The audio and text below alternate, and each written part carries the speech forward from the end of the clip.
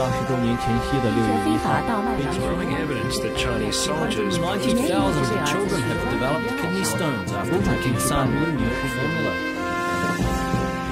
Prominent human rights activist Wu Jia has been charged with inciting subversion of state power. 69,000 people have died from the Sichuan earthquake. A military surgeon had 8 Chinese citizens killed. Thousands of poultry have been slaughtered in order to stave off bird flu.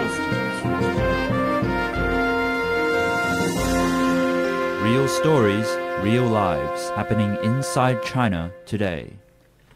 Welcome to another edition of Inside China Today. I'm your host, Daniel Teng. Now, before we dive into today's reports, I'd like to give a brief content warning. In the transcript for today's ICT, you'll find a link to an image. It relates to one of our reports from behind the Great Wall. It is a disturbing image from a tragic incident that recently occurred. Now, every week we bring you stories on what's happening inside China. They're the stories commercial news stations usually don't report on.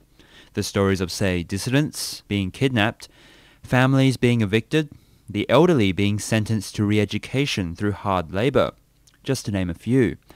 It's rare that we report on something happy from China. Truth be told, there isn't much going on in China to celebrate. Other media report on the Olympics or National Day celebrations or on the economy, which really just glosses over some of the more serious issues in the nation. SOH strives to fill in the blanks, breaking through China's formidable information blockade to bring to the world the latest news the Communist Party wants to hide. It's for this reason that we've published this image. We hope it doesn't offend our listeners. So let's begin today's program. First up, Perry Lu brings us a story from Sichuan province, where authorities have blamed Falun Gong practitioners for a recent spate of needle attacks in the region. Authorities in the cities of Nanchong and Guanggang within the Sichuan province have blamed Falun Gong practitioners for the recent spate of needle attacks in the region.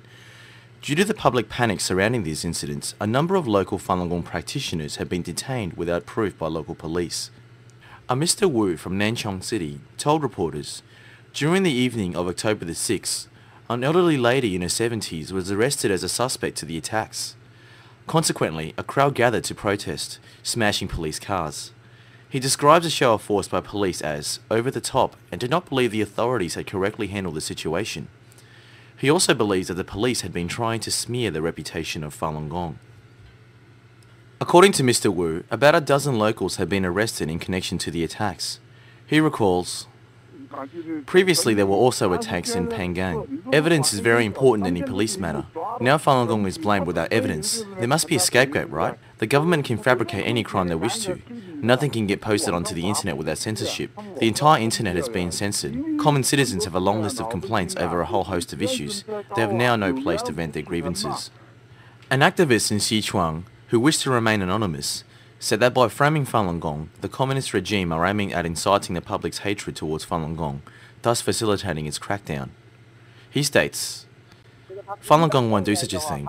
Basically, they're all under surveillance. Their every move is closely monitored. You can't even leave your own home or go alone onto the streets. What can you accomplish? But the government's propaganda towards Falun Gong has helped facilitate its crackdown. This is Perry Lu reporting for Sound of Hope Brisbane. You're listening to Inside China Today on the SOH Radio Network.